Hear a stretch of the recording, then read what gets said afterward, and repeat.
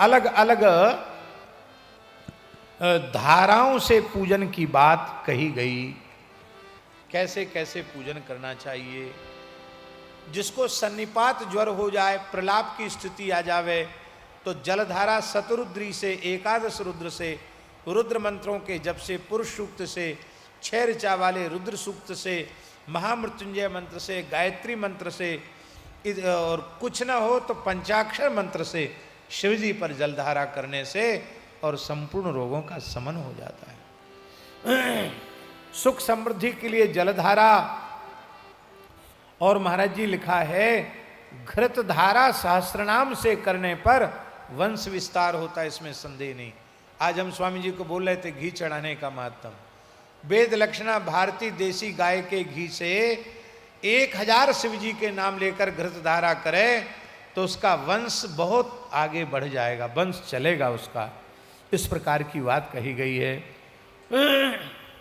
अलग अलग दूध से शत्रुओं के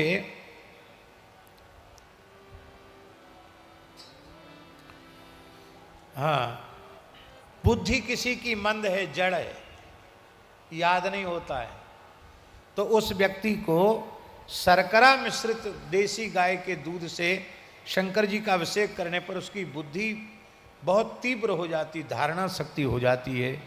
लिखा है बृहस्पति समा बुद्धि, बृहस्पति के समान बुद्धि उसको प्राप्त हो जाती है। और उच्चाटन करने की भी विधि लिखी है, वो उच्चाटन आप लोग काय को करेंगे उसकी भी विधि लिखी है कि किसी ने उच्चाटन कर दिया हो तो दूध की धारा चढ़ाने से भी उच्चाटन नष्ट हो जाता है। आप किसी पे मत करना, आपको किसी ने कर दिया हो तो आप उसके लिए अभिषेक से शांत हो सकते हैं।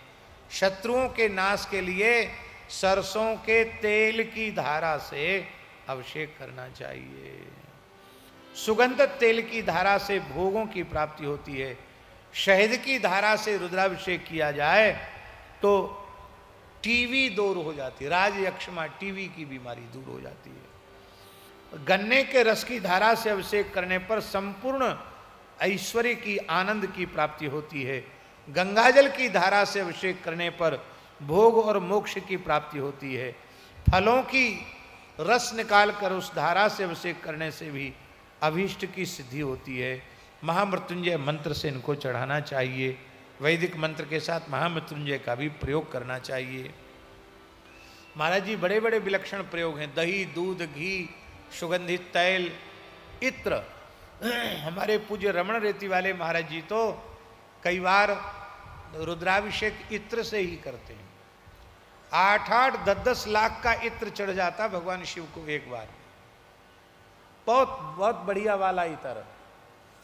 और फिर हमको भी प्रसाद रूप में मिल जाता और लोगों को मिल जाता, बोले उस शिव जी का प्रसाद है। बोलो भक्तवत्सल भगवान की जय। वो शिवरात्रि के समय जो अभिषेक करते हैं आज भी दर्शनीय है। आज इस वृद्धावस्था में भी शाम को लगभग 7 बजे महाराज बैठ जाते हैं और सवेरे 8-9 बजे तक एक आसन से बैठे रहते रुद्राभिषेक में। आज भी ऐसी अद्भुत उनकी शिव भक्ति है।